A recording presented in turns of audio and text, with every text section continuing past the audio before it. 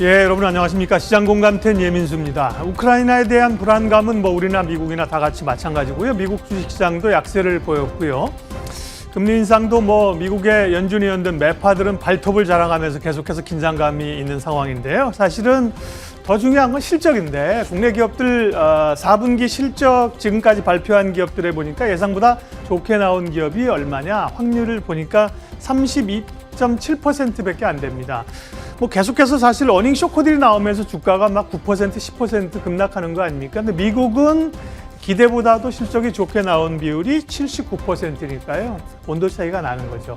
그런 점에서 어쨌든 간에 지금은 워렌 버핏이 얘기한 것처럼 좋은 공 안 들어오면 무조건 기다려라. 야구에서는 삼진이 있지만 주식시장에는 삼진이 없다. 어깨에다가 야구 방망이 딱 걸쳐놓고 좋은 공 올 때까지 기다리라는 버핏의 말이 생각나는데요. 어쨌든 전체적으로는 보수적이고 제한적인 쪽으로의 투자가 불가피한 상황입니다. 근데 서프라이즈 나는 쪽은 어디냐? 에너지, 금융, 그나마 이제 IT 이런 쪽이 좀 좋게 나오는 거고요.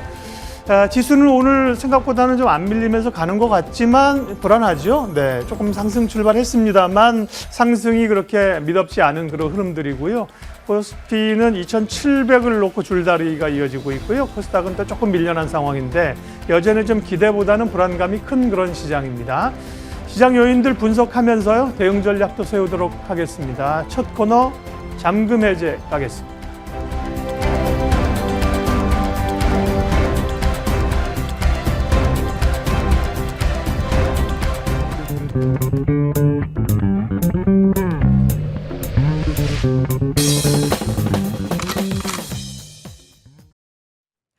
어제 코스닥에서 역대 최다 종목의 하락 개수가 기록이 됐었죠. 오늘 어제 장을 보고 나서일까요? 나름 이런 시장의 흐름에 적응을 했고 16일로 이 얘기가 나왔던 러시아의 우크라이나 침공에 대한 이벤트, FOMC 의사록 공개 등 남아있는 일정이 많기 때문에 어느 정도의 변동을 생각하고 대응을 해야 되는 오늘입니다. 자, 종목 이야기 들여다보는 시간 잠금 해제 통해서 종목들 흐름 더 살펴보시죠. 오늘 박근영 부장과 함께합니다. 어서 오세요. 네, 안녕하십니까? 안녕하십니까? 이 시각 현재 특징 종목들 어떻게 진행이 되고 있는지 열어보겠습니다. 어제와 좀 비슷한 맥락도 보이고요. 또 그렇지 않고 치고 나오는 쪽도 눈에 띕니다. 일단 LG화학부터 확인을 조금 해볼까요? LG화학 같은 경우는 오늘장 외국인 매도에도 불구하고 긍정의 흐름 확인이 되고 있습니다. 소재 부분이 상당수 긍정적 평가를 받고 있는 상황이죠. 오늘 1.6% 상승한 62만 9천 원의 현재가 기록합니다. 해운주 가볼까요? 어제도 해운주에 대해 긍정의 포인트가 있었는데 오늘 장도 강합니다. HMM이 무려 7%나 올라가고 있고요. 페노션은 장 초 대비해서 상승폭을 조금 반납하고는 있네요. 4분기 실적이 해운사들 영업이익 200%, 300% 증가했다라는 이야기 계속 나오고 있고요. 올해 실적 기대도 여전한 상황입니다. 자, 다음은 게임주 가볼게요. 오늘 펄어비스, 크래프톤, 컴투스홀딩스, NC소프트 굵직하고 큰 대형 게임사들로 외국인의 매수가 들어오고 있습니다. 펄어비스 같은 경우는 중국에서 이 게임 출시 일정이 확정됐다라는 소식에 4분기 실적은 좀 부진했습니다만 그럼에도 불구하고 잘 가는 흐름 확인이 되고 있고요. NC소프트도 일단 새로운 IP에 도전한다라는 얘기가 나오면서 주목을 받고 있습니다. 다음 가볼까요? KCC입니다. 오늘장 급락 흐름이 확인되고 있네요. 예상보다 50% 이상 하회하는 실적을 내놓으면서 오늘 부진합니다. 외국인의 매도도 상당수 나오고 있는 상황이죠. 지금 31만 2천 원 현재가 이어갑니다. 녹십자는 지금 3거래일 연속해서 밀려나고 있습니다. 영업 적자 공시 있었고요. 증권가에서 목표주가 줄 하향 내고 있죠. 7% 이상 빠집니다. 17만 원대 거래되네요. 효성 OMB 보겠습니다. 지금 전 세계 식료품 가격이 11년 만에 가장 높은 수준까지 치솟은 상황이죠. 효성 OMB 같은 경우는 오늘장 23% 급등 중인데요. 2월 들어서 단 하루를 제외하고는 계속해서 올라갑니다. 오늘 10,000원권 넘어서고 있습니다. 제일 많이 궁금해하실 만한 종목군이 게임주가 아닐까 싶어요. 연말연초 부침이 상당히 컸었는데 오늘 게임주 전반의 분위기가 조금 개선되고 있습니다. 이거 의미 있게 봐야 됩니까? 아니면 그냥 단순한 기술적 반등일까요? 많이 빠지기도 했습니다. 전체적인 흐름에서는 실적이 받쳐주지 않은 종목들이 NFT 관련된 테마로 주가들이 올라왔다면 여기에 대한 거품 빠짐이 결국은 최근에 주가 흐름에 상당히 좀 악영향을 준 것 같고요. 시장에서 많이 빠진 상태에서 순환매 흐름으로 일단 올라오고 있는데 오늘 펄업스도 괜찮고 그다음에 컴투스 홀딩스 같은 경우도 굉장히 좋은 흐름이죠. 실제 돈을 벌고 있는 게임주들 중심으로 상당히 좋은 형성인데요. 컴투스 홀딩스 같은 경우도 실적이 굉장히 좋았고 그다음에 펄업스 같은 경우도 사실 돈을 벌고 있는 회사입니다. 네. NFT만 하는 게 아니라 실적도 일단 나오고 있는 모습이기 때문에 여기에다가 NFT랑 관련된 메타버스 관련된 사업이 애업이 되면 뭐 멀티플을 상향 조정도 할 수 있는 그런 스토리를 가지고 있는 종목들이죠. 그래서 근간으로 봐서는 펀더멘탈리 돈을 버느냐에 대한 부분들이 우선적으로 투자에 대한 기준이 돼야 될 것 같고요. 펄어비스는 지금 검은 사막 중국 관련된 부분에 대해서 이제 일정이 확정되는 듯한 느낌이 들기 때문에 여기에 대한 호재로 일단 주가가 반응을 하는 것 같고 그다음에 블랙클로버라는 이 부분이 있는데요. 작년 상반기 기준에 1,700만 부 정도로 판매한 일본 내에서 매우 유명한 IP를 가지고 아마 블랙클로버 같은 경우는 관계사인 빅게임 스튜디오에서 게임으로 개발하고 있다는 이야기가 이제 컨퍼런스 콜에서 나왔습니다. 네. 그래서 신작에 대한 그러니까 검은 사막 한 게임만 가지고 가기에는 다소 좀 부담스러운 게임주였는데 이 새로운 신작이 나온다고 하면 일단 매출 다변화가 일단 이루어질 수 있기 때문에 여기에 대한 기대감도 있는 것 같고요. 게임을 통해서 뭐 P2E 관련된 부분에서도 관련해서는 상당히 좀 좋은 그림으로 갈 수 있다는 기대감이 지금 작용을 하고 있는데 사실 P2E가 돈을 벌 수 있는지 없는지는 이번에 위메이드 같은 경우도 실적 발표를 했지만 네. 실질적인 게임에서 돈을 많이 못 벌었죠. 이 관련된 위믹스 매각 관련된 차익으로 인해서 이익이 굉장히 좋게 부풀려진 모습이 있었기 때문에 오히려 그 발표가 나오면서 주가가 급락하는 모습을 보였죠. 네. 그래서 게임주 같은 경우는 펀더멘탈리 그냥 P2E라든지 NFT만 갖고 주가 올라가기 상당히 어렵습니다. 펀더멘탈리 펄어비스라든지 그다음에 컴투스와 관련된 게임 같은 실질적인 돈을 벌고 있는 게임을 기반으로 해서 여기에다가 P2E를 통한 새로운 수익 창출을 실질적으로 보이는 종목 중심으로 좀 슬림화하는 게 좋을 것 같고요. 펄어비스라든지 컴투스 관련된 그룹주들 그리고 기본적인 전통적인 NC소프트는 또 돈을 벌고 있는 회사인데 이런 부분들 중심으로 해서 조금 슬림화할 필요는 분명히 있겠습니다. 알겠습니다. 요즘 뭐 제약바이오 쪽도 삼바처럼 돈을 벌고 돈이 많은 기업들 중심으로 안 좋은 때도 대응할 수가 있다라는 얘기가 흘러나오고 있는데 게임사도 어찌 보면 워낙 변동이 크다 보니까 돈을 벌고 있는 게임을 갖고 있는 걸 더 주목하자라고 얘기를 해주셨어요. 다음 질문 좀 드려볼 만한 종목 뭘 나눠보면 좋을까 싶은데 KCC 살펴봐야겠죠. 실적이 예상을 좀 크게 하회했습니다. 오늘의 급락. 보유자 관점의 대응이 나을까요? 이 급락을 활용해서 사고자 하셨던 분들의 진입 여부를 보는 게 나을까요?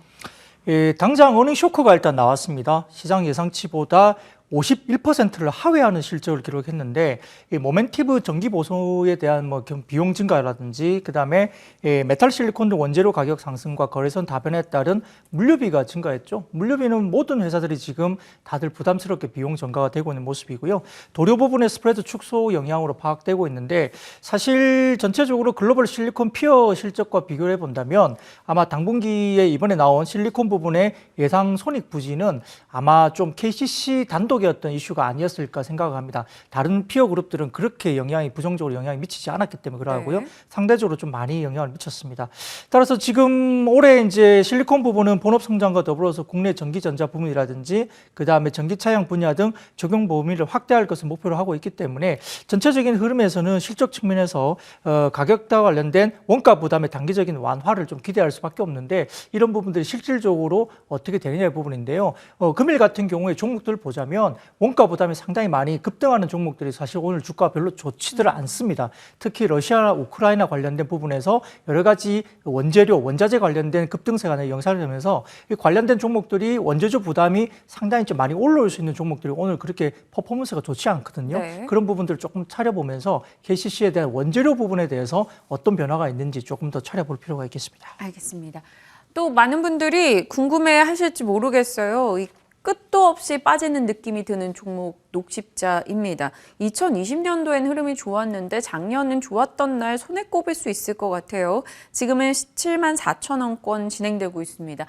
녹십자 보유자분을 위한 전략이 필요할 것 같아요. 네, 뭐 최근에 목표 주가 하향 조정되면서 주가도 많이 좀 좋지는 않은 상황이긴 합니다. 워낙 많이 빠져 있어서 지금 자리에서 손절과 관련된 이슈는 크게 의미가 없을 것 같고요.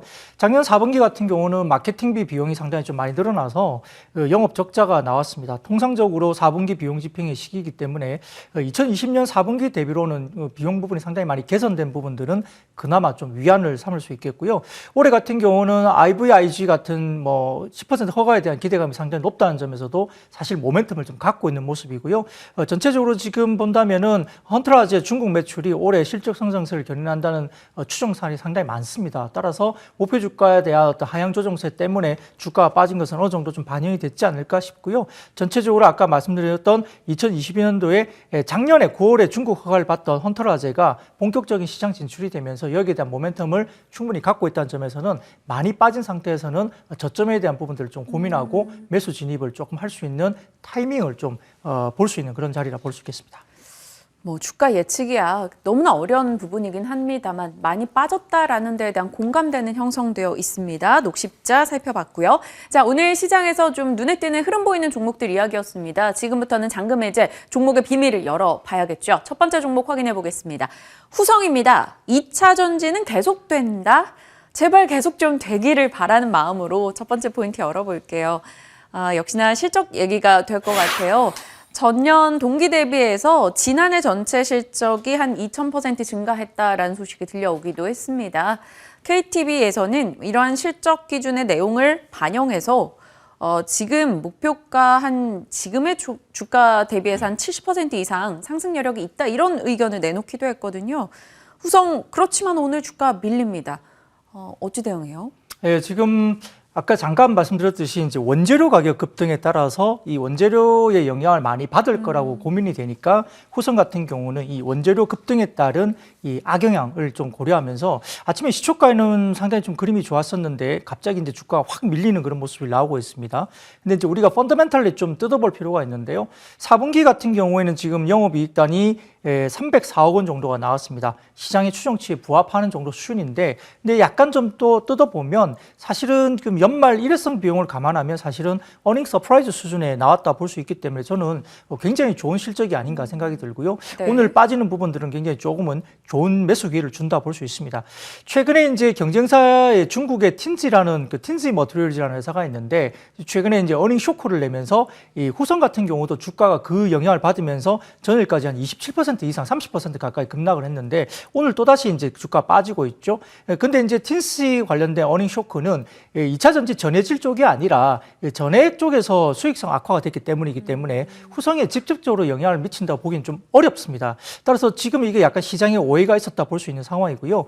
4분기 같은 경우에 탄산 리튬 가격이 급등했기 때문에 이 리튬 가격 급등이 사실은 오늘도 주가에 영향을 미치면서 급락세를 좀 나타내고 있는데 네. 실질적으로 지금 홍성과 황림 가격이 하락하면서 전해질 원가가 전분기 대비 10% 정도 올랐다고 합니다. 근데 실질적으로 지금 전해액 관련된 LIPF6 같은 경우가 판가가 전분기 대비 24%나 급등했거든요. 그러니까 원가 부분이 올라가고는 분명히 있습니다만 전반적인 흐름에서는 판가가 24%나 급등하면서 원가 대비 2배 정도 판가가 올라가고 있어요. 그게 왜냐하면 쇼티지이기 때문에 그러거든요. 그러니까 물건이 없어서 못 팔 정도로 가격이 올라가고 있기 때문에 네. 원가율보다 판가율이 훨씬 더 높다는 점에서는 이게 이제 우려할 만은 아니다라고 볼 수 있겠죠. 따라서 지금 전반적으로 봤을 때는 올해 매출액은 6,500억 원대 그리고 영업이익이 1,730억대 정도로 추정이 되면서 아마 전년비로도 192%나 영업이익이 급증할 것으로 보이고 있고 올해 또 사상 최대 실적이 또다시 나올 것으로 예상되고 있습니다. 이건 이제 2차 전지뿐만 아니라 반도체 관련된 쪽도 여전히 같이 좋아지기 때문인데요. 따라서 전체적으로 지금 전해액 관련된 가격 상승세가 지속되고 있는데 전체적으로 본다면은 이제 내년까지는 대규모 증설에도 불구하고 수요가 워낙 강해서 지금 지속적인 공급에 대한 쇼티지가 글로벌리 나타나고 있습니다. 후성 없어서 못 팔 정도로 지금 계속적으로 가격이 올라가는 모습이고요. 또한 지금 구매력이 높은 지금 대형업체만 정상 생산 중이고 원재료 가격 상승을 판가에 증가하는 추세이기 때문에 상당히 이제 원재료 가격이 올라가는 것에 대해서 너무 우려할 필요가 없고요. 이 판가가 오히려 원재료 가격 상승보다 훨씬 높게 나타나는 점 계속 강조드리고 싶고 전반적으로 지금 올해 2월에 중국의 전해질 관련된 이 스팟 가격이 아마 전월 대비해서 4% 정도 올라가면서 94달러 정도에 거래되고 있다고 합니다. 네. 근데 후성 같은 경우는 지금 평균 ASP가 지금 54달러로 추정되고 있기 때문에 이 과거에 좀 저가 계약을 한 장기 공급 계약이 있었던 것 같아요. 그러니까 이제 현재 스팟 가격보다 절반 정도까지밖에는 지금 가격이 안 되잖아요. 근데 이 장기 공급한 계약들이 이제 만기가 돌아오죠. 그럼 새로운 계약이 되거나 스팟 계약으로 돌리게 되면 가격에 대한 상승력은 더 있다고 볼 수 있겠습니다. 따라서 여기에 대한 후성은 충분히 반영될 수 있다는 점에서는 개인적으로 지금과 같은 가격 하락세는 시장의 왜곡 현상과 그다음에 다소의 오해 때문에 빠진다 봤을 때 저는 충분히 후성을 지금 정도 살 수 있다 볼 수 있겠고요. 지금 최근에 본다면은 뭐 외국인들도 굉장히 많이 주가 부분들을 사들어 왔다는 점을 충분히 이제 우리가 볼 수 있기 때문에 후성은 좀 저점 매수 기회라 볼 수 있겠습니다. 여러 가지 부분에서도 후성, 일회성 비용 감안하면 4분기 어닝 서프라이즈 다시 한번 말씀드리겠습니다. 네, 이 육불화 인산 리튬이죠. 후성이 판매하고 있는 이 판가까지 같이 올라가기 때문에 원재료 이상의 가격전이 충분히 기대할 수 있다라는 점 짚어주셨어요. 실적 부분도 긍정의 포인트를 잡아주셨고요. 시장과 함께 억울하게 밀렸다라는 건데 그럼 가격 라인 어찌 보십니까? KTB처럼 지금보다 70% 이상 이렇게 보시는 거예요? 네, 지금 올해 실적 기준으로 봤을 때는 지금 오늘까지 빠진다고 하면 아마 PER 밸류에이션이 한 13배 정도밖에 안 될 것 같거든요. 근데 지금 글로벌 피어들이 대부분 다 30배 정도 이상 받고 있습니다. 현재 주가가 많이 빠졌음에도 불구하고 그렇습니다. 그렇기 때문에 아마 글로벌 피어 대비 절반 정도의 밸류에이션을 받고 있다는 점이 충분히 지금 반영이 안 됐다 보고 있겠고요. 따라서 지금 아마 보수적으로 좀 잡는다 하더라도 목표가는 3만 원까지 충분히 열릴 수 있다 볼 수 있겠고 손절가는 18,000원 말씀드리겠습니다. 목표 주가 넉넉하게 주셨네요. 근데 그마저도 보수적으로 보는 가격 라인이다라고 얘기해 주셨습니다. 후성 첫 번째 종목으로 살펴봤어요. 자, 두 번째 종목 열어보겠습니다. 잠금의 이제 다음 주자는 DB하이텍입니다. 실적이 밀고 파운드리가 끈다. DB하이텍 같은 경우는 연말 연초 정말 좋은 흐름 보였다가 최근에 한 달 사이에 큰 부침 겪고 있는데 역시나 이것도 포인트가 4분기 어닝 서프라이즈입니다. 각종 일회성 비용을 다 감안해도 실적이 좋았다라는 거죠.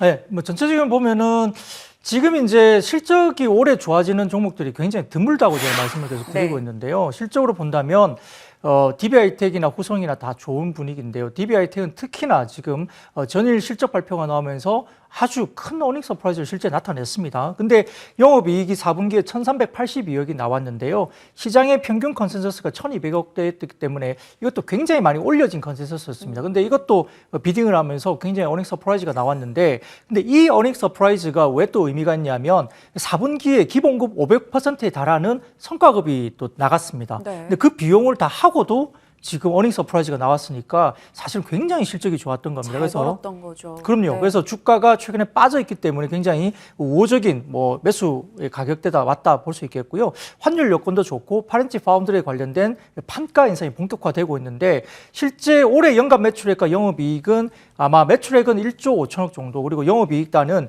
한 6천억대 정도로 추정이 되고 있는데 6천억만 해도 작년 대비 50% 이상의 영업이익이 증가하면서 사상 최대 실적이 나옵니다. 근데 신한증권인가요? 리포트를 딱 보면 오늘 리포트가 나오면서 6,680억까지 지금 영업이익을 냈어요. 그러니까 시장에서 생각하는 6천억대도 대단한 실적인데 지금 일부 증권사가 6,600억까지 또 상향 조정을 하고 있습니다. 네. 그러니까 DB하이텍 같은 경우는 추가적인 실적 상향이 계속 되고 있는데요. 아마 판가 상승 과정을 기존 4%에서 아마 파운드리 판가 단가를 아마 8% 정도로 이제 올려서 그런 것 같은데 근데 조금 이게 좀 다시 한번 뜯어본다면 대만 선도업체 같은 경우에 지금 판가가 상당히 많이 올랐습니다. 그래서 내년에 판가가 많게는 10%에서 30%까지 지금 판가 파운드리가 올라가고 있거든요. TSMC 같은 경우도. 근데 네. 삼성전자나 TSMC 같은 경우는 글로벌 파운드리 1, 2업체 이렇게 되기 때문에 그쪽은 이제 더욱더나 이제 칼자루를 쥐고 있는 갑이어서 판가를 30%까지 올릴 수 있지만 DB하이텍이 그렇지 못한다 하더라도 판가가 적어도 10% 이상은 올라갈 수도 있다는 기본입니다. 그래서 지금 판가 인상을 4에서 8%까지 올라간다는 가정을 하면서 상향 조정이 됐는데 실제 판가가 10% 이상 올라갈 가능성도 있다고 보고요. 거기에 따라서 6,600억까지 올해 영업이익이 추정치가 나온다고 볼 수 있겠죠. 그래서 그렇게 따지고 본다면 아마 웨이퍼 출하량까지 올해 9%까지 증가할 것으로 보이고 그리고 항상 DB하이텍 같은 경우는 캐파 증설이 안 됐기 때문에 디스카운트 요인으로 계속 작용했습니다. 근데 이 보면은 작년 1분기 같은 경우는 생산 능력이 129K로 월간 생산 능력에서 작년 3분기 말로 본다면 138K로 늘어났고요. 올해 3분기는 150K까지 일단 캐파가 늘어납니다. 근데 없어서 못 팔거든요. 그러니까 결국은 매출단이 이제 물량이 늘어나고 가격에 대한 이런 부분 계약금이 굉장히 올라가기 때문에 네. 매출이나 이익 상승세가 상당히 클 수 있다 이게 바라보겠고요. 그럼 이런 걸 다 반영을 했을 때 지금 밸류가 어느 정도라고 판단하시는지? 6천억 정도 기준이라고 한다면 네. 지금 밸류에이션 부분들이 7배 미만이니까 한 6.5배 정도까지 빠지고요. 6,600억까지 올라간다고 하면 지금 밸류에이션이 5.6배까지 빠집니다. 근데 글로벌 피어 그룹들이 15배 정도 받고 있거든요. 그러니까 지금 DB하이텍 같은 경우는 거기에 대해서 디스카운트를 한다 하더라도 주가 부분이 상당히 저평가되어 있다 볼 수 있겠고 네. 시장에서 지금 이러한 목표치를 내면서 목표 주가가 11만 원대 정도까지 나와 있습니다. 근데 지금 주가가 6만 7천 원, 목표 주가 대비 괴리가 상당히 높고 올해 굉장히 실적이 올라가고 우상한 그림이 그려져 있는 몇 안 되는 종목 중에 하나라고 볼 수 있기 때문에 지금 같은 경우에는 상당히 좋은 매수 기회를 준다 볼 수 있겠습니다. 그럼 목표 주가 부장님께서는 얼마 잡으시는데요? 네, 1차적으로 지금 시장에서 바라보는 11만 원까지 지금 보기에는 괴리가 너무 높기 때문에요. 네. 전 고점인 8만 5천 원 정도까지 충분히 달성하다 볼 수 있겠고요. 손절가는 6만 3천 원 말씀드리겠습니다. 개인 투자자분들이 많이 사랑하는 섹터 중에 하나죠. 반도체와 2차 전지, 오늘 각각의 종목군에서 실적이 돋보이고 조금은 억울하게 많이 빠져있는 종목들 살펴주셨어요. 후성과 DB하이텍, 잔금 해제 종목 다시 비교 통해서 가능합니다. 박근영 부장의 다시 보기 체크하시길 바랄게요. 자, 오늘 주식 AI 박근영 부장과 전략 챙겨봤습니다. 고맙습니다. 네, 감사합니다.